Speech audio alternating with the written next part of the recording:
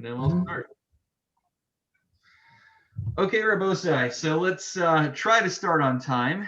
And again, so we're limiting to about 30 minutes, hard stop at 7:45. And what I want to do this evening actually is pick up on a question that we began to explore last time. And I think Susan, you may have pushed me more on this, and we didn't learn so much about it. If you remember in our last year, way back when, we learned about Rav Henkin's approach to Christian music. And then at the end, a number of you, rightfully so, were asking, okay, great, but the 3 weeks began, and now we're in the 9 days. What about music during this period of Avelis, this period of mourning on the Jewish calendar? And so what I thought we would do is a brief tshuva by Rav Nachum Rabinovich. As you can tell, we're jumping around some of my favorite poskim that I like to read from. And just to refresh our memories, Rav Nachum Rabinovich, he passed away recently, maybe about a year ago or so, during COVID. And I think he grew up in Canada. He was a rabbi in Charleston. He went to Ner Yisrael, and he made Aliyah eventually and became the Rosh Hashiva of Birchas Moshe in Mali Adumim. And he's one of the people who you would consider one of the Gedolim, one of the great rabbinic figures of the modern Orthodox / Dati Lumi world. And so you'll see when he deals with the questions of mourning, the questions of music during times like the 3 weeks, you'll see if some of his unique approach comes out there. So let me share the sources with you. And what we're looking at basically is a tshuva. So again, as it always goes, if you are able / want to follow along, I think it can add. But certainly, if you're just listening, I'd like to think that you have what to gain as well. So let me just get to my downloads. Here's the file. And you should see it momentarily in the chat. So there it is, a PDF. Okay, so let's jump right into it. So the question is, Ha'im mutar lahaz lemuzika b'mei bein hamitzarim u'b'mei sfiras ha'omer? Is one allowed to listen to music during the 3 weeks, during Sfiras HaOmer, which are periods of mourning on the Jewish calendar? And also, let's say you are practicing an instrument for professional reasons. Are you allowed to continue practicing? You're practicing the guitar, you're practicing the violin, whatever it may be. Am I allowed to continue practicing, or do I have to forgo practicing for 3 weeks and then become rusty and relearn things afterwards? Mm-hmm. So that's the question that he is dealing with. And so something important, a little important background that we have to look at is, is there really just a prohibition to listen to music during the 3 weeks, during Sefira? Or maybe there's actually a broader prohibition of listening to music that applies all year long. So the funny thing is that you're not really going to find in earlier literature sources that say you shall not listen to music during the 3 weeks of mourning. Rather, what will we find? So if you look at the beginning, he quotes the Magen Avraham. The Magen Avraham says, "V'nearly da'asa lasos rikudin mecholos miyudzai betamas ve'ela." So originally, what was the ban? The original ban was on having weddings during this period of time. Mm-hmm. But then what the Magen Avraham did, a commentary in the Shulchan Aruch, he extrapolated from there that it's not simply weddings that we're not supposed to be holding during the 3 weeks, but actually it's really any festive kind of gathering that incorporates dancing and revelry. So this is basically what happened. It started off as no weddings. It became no dancing or revelry, which then became nowadays, many communities, people won't listen to any music, even recorded music, save for a cappella. And this is based on a tshuva from Rav Moshe Feinstein, where he said recorded vocals are okay, but recorded instrumentals are problematic. And it's a fascinating discussion about, well, what does that mean? And this gets into a question we discussed in our shir with Rav Henkin at the end. You see, when I listen to music through the radio, am I hearing the instruments via the radio? Or is the iPod, the phone that I'm listening to the music on, the computer, is it is the phone the instrument itself? And we dealt with a question about, well, if I treat the computer as its own source of music, meaning it's not transferring a voice from point A to point B, it's recreating a voice, and it's not the original voice, it's disassociated from the source. So then that's a possible heter for a man to listen to a woman's singing voice, to listen to Kol Isha, because you're not actually hearing the woman's voice, you're hearing a computer's recreation of the voice. But then we said that if I accept that leniency, I also have to accept the stringency that if I'm trying to fulfill a mitzvah via Zoom, such as listening to Megillah, well, if it's just a recreation of somebody's voice and the computer isn't considered to be amplifying the original source, then if I need to hear someone's voice to fulfill a mitzvah, I'm not actually hearing their voice. So that was something we dealt with at the end of last time. And it's something for us to bear in mind here as well. When we talk about the question of, is it mutter for me to listen to music on the radio, on the computer nowadays? Part of that question is how do we view recorded music on the radio? Is it just a recreation of the original voice? Or we see it as an amplification and I'm actually hearing the original source. I'm hearing someone's voice just via a device. So that's the question there. But we'll get to that in a moment. So more of the background. So v'lama lo hiskir kli zemer. I got a question for you. If one's not supposed to be listening to music during the 3 weeks, why did the Magen Avram stop there? When the Magen Avram saying, by the way, not only should you not have weddings, you shouldn't be dancing and having revelry either. Well, okay, while you're at it, tell me I shouldn't play instruments. Why did the Magen Avram omit the ban on instruments that seems ubiquitous at this point? It's not that he didn't hold of it. You see, some people, they ask me, can I go to a movie theater during the 3 weeks or during the 9 days? Is it appropriate for me to go to a movie theater? And so you don't really see this question addressed by most rabbinic authorities. Why? Because most poskim would tell you it's usher to go to a movie theater all year round. So they're right? You're not going to find someone who's going to tell you you can't go to a movie theater during the 9 days or during the 3 weeks, because they would tell you you're not allowed to go to a movie theater all year round. Many poskim would say that. And that harkens back to our tshuva from Rav Moshe Sternbach, where we talked about the guy, can he break his parents' remotes so that way they wouldn't be over the isser of watching television. So it's the same logic over here. Because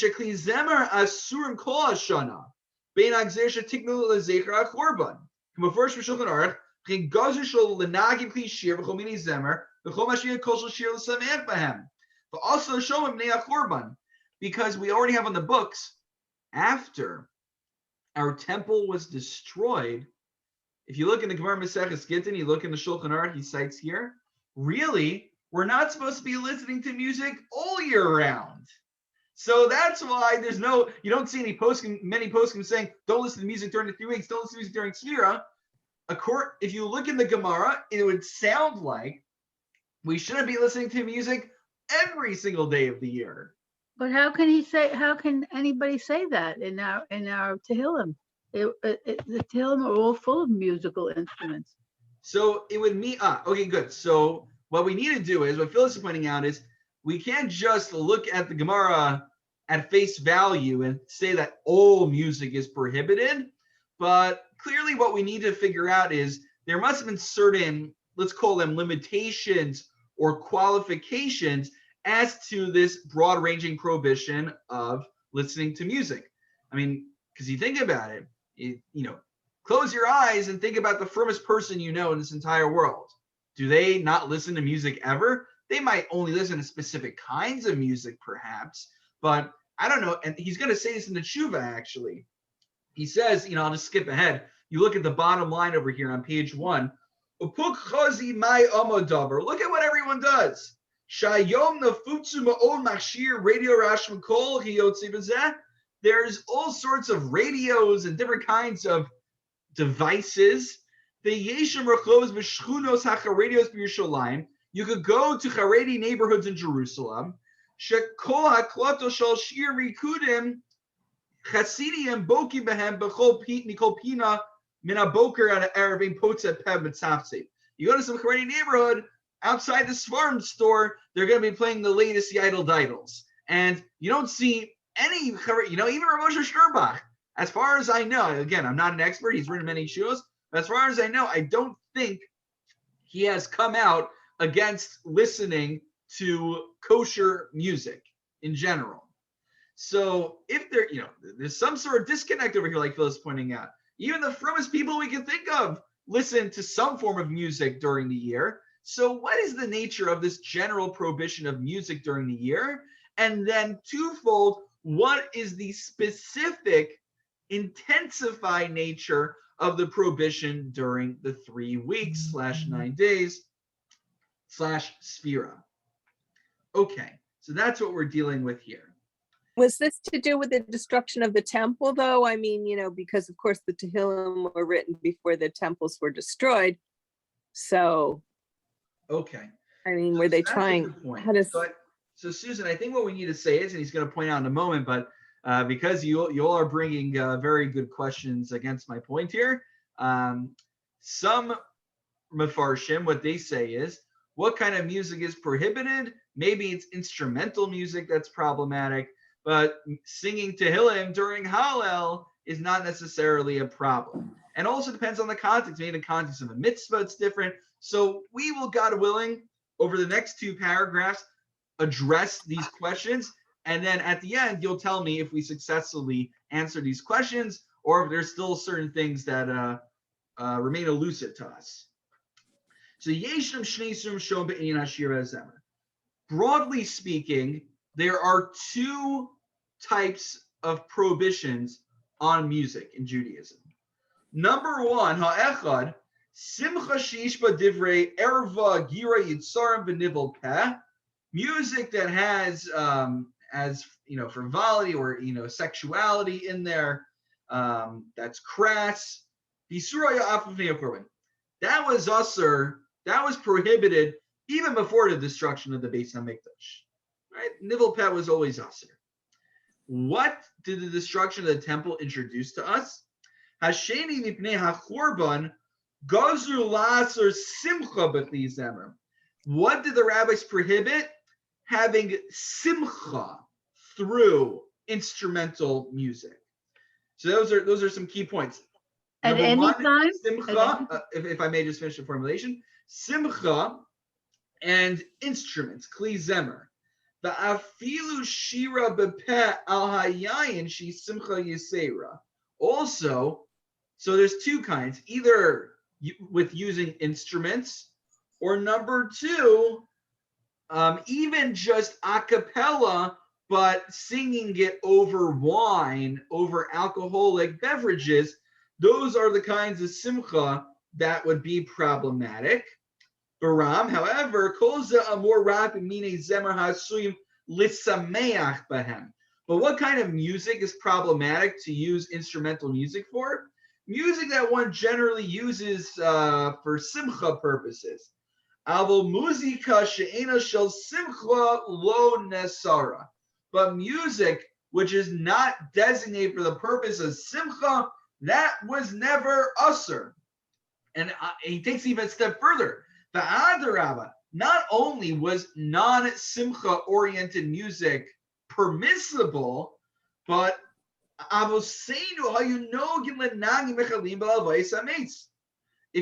think we actually, maybe in our Mishnah crowd, and maybe before my days, this may have come up, where it talks about in the Mishnayos and in the Talmud, it talks about how at funerals they would have, they'd have the criers. You'd apparently there weren't enough relatives crying already, so they'd hire people to weep as well. I always found it a little bit humorous, it's like you hire a weeper. And then in addition, they would also be playing certain wind instruments in order to, accompany and to aid with the sadness. I mean, I remember I did a funeral recently, and there was a woman who wanted, I think she brought a violin, and she wanted to play something. So we actually, as we were lowering the mace in, she was playing Mizmor LeDavid on her violin.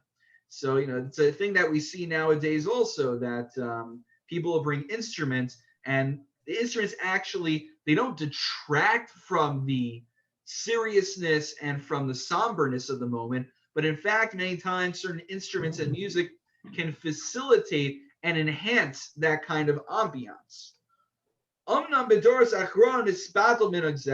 nonetheless, I mean, again, sometimes you'll see this, but most funerals you go to today, we don't specifically hire instruments. You call up Tom Gallagher or someone who's arranging a funeral. I don't think they generally offer, we'll hire someone to play instruments there as well. I don't think that's part of the package. They play taps for veterans. Oh, very good. Right. That's a good point, Susan. Right. So they have the bagpipes, right? No, just maybe a bugle. A bugle. Right. So that's a good point. We actually do see it nowadays. So particularly though, you might see bagpipes in the police department, even for a Jewish funeral. I think you might. Yes. I think a veteran in theory would get a 21-gun salute. I'm not sure if that's still practiced. Zadir veteran. Veterans don't get 21-gun salutes, but well, if you can get a squad together to fire a salute, yes. Taps are played at funerals. Yeah. Okay. Right. So I remember one time at another funeral back when I was in Plainview, went to Wellwood, and when I was there, it's a Jewish cemetery. And I remember seeing that there was, and I think you call it honor guard, who gave a salute with their rifles. So okay, these are different practices that you see nowadays, and back in the day, it was standard practice at Jewish funerals as well. I believe that the firing of the rifles takes place after the casket is lowered into the grave. After it's lowered in. Okay, so they, I'm sure they have their own minhagim, and I'm sure they've consulted their Shulchan Aruch and Nosei Kelim and figured out what to do in those cases. Since I haven't been buried yet, I really don't know. Hopefully not for a long time. Yes. Okay. Okay, so let's go forward. So kagam besimcha shel mitzvah u'mechatzno aviu ben mishta o omrim shiros v'tishpachos la'Hashem Yisrael. Phyllis, this was your point. And certainly at a chasna, at a wedding, or when singing praises to God, ein shevet shel iser lo b'kli zemer v'lo b'peh. Certainly the rabbis, when they banned music, they did not ban singing praises to God, whether it be vocally or instrumentally or both together. On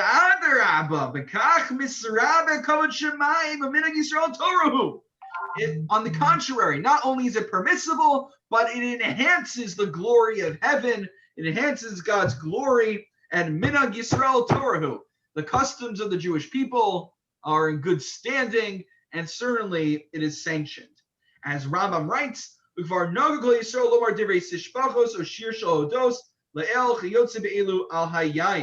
and so in a permissible context, when someone's singing praises to God, when someone is at a wedding, so there it would be appropriate. You can sing music, you can bring the schnapps around, and everything will be hunky-dory.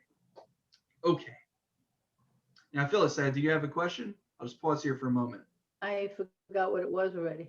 Okay. Well, hopefully, I think I addressed your point about Tehillim, though. Oh, yeah. I guess I was asking under what circumstances would the instrumental music be allowed versus not allowed? Right. So I think the important point is that it's not being done in an overly simchatika manner.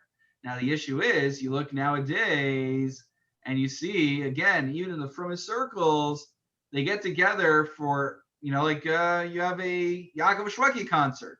The Yaakov Shweki concert, Lav Dafka, is celebrating a Sia Mishnayos, or Right. it's not. There's nothing necessarily going on. It's like a Chol Moed concert, a family outing. How's that mutter? It's very difficult to justify halachically. But if you recall, we've done a few classes on music in the past, by the way. So I hope that I like bringing in things that we've learned previously. If you recall, when we learned to Pesach time, we were learning about Shir Shirim, and we learned a tshuva from Rav Usher Weiss in Minchas Usher. Yeah. Excuse me. And Rav Usher Weiss said there, when he was talking about how one is not supposed to take psukim from Shir Shirim, psukim from our Tanakh, and turn it into music for our own enjoyment. So he asked the question, wait a minute, so how are we allowed to do this nowadays? The Jewish music industry, especially nowadays, relies on just taking psukim out of Tanakh and then putting your own tunes to them. They're too lazy to write their own lyrics, so they just, they're like, oh, the lyrics are already written for me. Now I just need to figure out a tune. So he said, how's this mutter? He says, look, if we're not listening to psukim as our lyrics, we're going to be listening to whatever's on the radio instead. So it's the lesser of the two evils, which is very interesting. Again, you would think maybe there'd be some like very frum sect out there that maybe I'm just not aware of that says, you know what? We read the Gemara, we read the poskim, and we think we're not going to rely on some das yachid. Rather, we want to go me'ikar hadin. We want to follow as the rabbis intended, and we are not listening. We're not going to live concerts all year round. It'd be interesting, I would like to suggest that the answer is that there's a time for every season under the sun. Koheles. Koheles, exactly. We have a year, and during the course of the year, we have a period of mourning. We have periods of celebration, and you're supposed to gauge your attitude, your behavior, in accordance with what's appropriate for that particular season. Right. Okay, so I would agree. There's different seasons. There's a season to be jolly, I believe. That's I think something I heard you sing as well, Zadie. So, okay. Let's just get, we have about 5 minutes left, so let's just get down the essential points, and then God willing, any remaining questions I'll address. So he quotes the Ramah in the next paragraph. What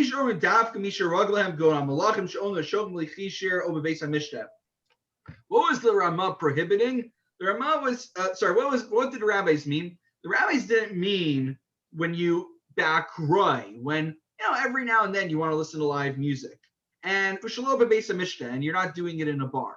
Okay, I know in our community we actually have a minhag for rabbis to get together playing music at a bar, but that's beyond my pay grade. But the Ramah suggests that when the rabbi said don't listen to live music, all they had back then, of course, was live music, instrumental music. It's talking about someone who's like a king, someone who's very wealthy and could afford to have his servants play music for him as he gets up in the morning, play music for him to go to sleep. If you think about in Tanakh, how Shaul HaMelech had David play the harp for him in order to help him ease his mind. So someone who's very wealthy and has a Smithers to attend to him and has an Alfred to attend to him. These are just in pop culture, the different butler names. So for someone like that, that's what the rabbis were saying. That's too much comfort. That's too much pleasure in the face of our destroyed temple. But every now and then to go to a concert and it's not being done over alcoholic beverage, that might be mutter, he says. That might not be included. And again, he not quotes, but he shares with us his personal experience about how even the frummest neighborhoods, they'll listen to music and nobody complains. And trust me, we've learned enough chuvas already where we've seen rabbis get upset about things you don't think they would get upset about. And so why wouldn't this be one of them? Apparently, if no one is making a big deal, it must not be an issue, right? I would think. But let's get the conclusion. So now we know about music in general. What about music during the 3 weeks? That brings us to the final paragraph. As you guessed, we're not getting to the second tshuva today. but this one I think is very much worth our while. Ulam v'adai shebbein ha-mitzarim roy shel la'azin lemuzika shel simcha afiyu below rikudim. So during the 3 weeks, one should not be listening to music, even if it's not accompanied with dancing. Amnam, b'meisir sa'omer lo nagu lasur ela simcha shel rikudim u'mecholos. Because, again, you look in the Magen Avram that we saw before, what was the Magen Avram's issue? With dancing, with revelry. But music that isn't accompanied with dancing and revelry should not be problematic. And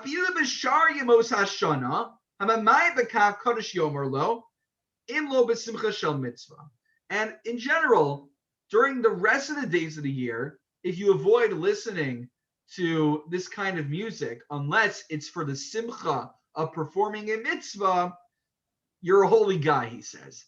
We'll call you holy.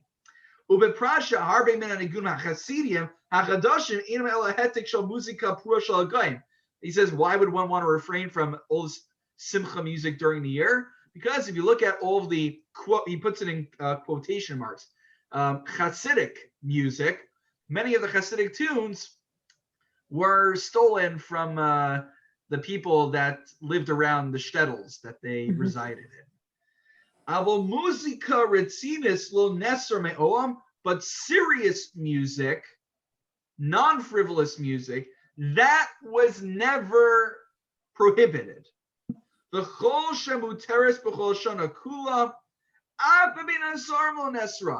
even during the 3 weeks, listening to serious music would not be forbidden. And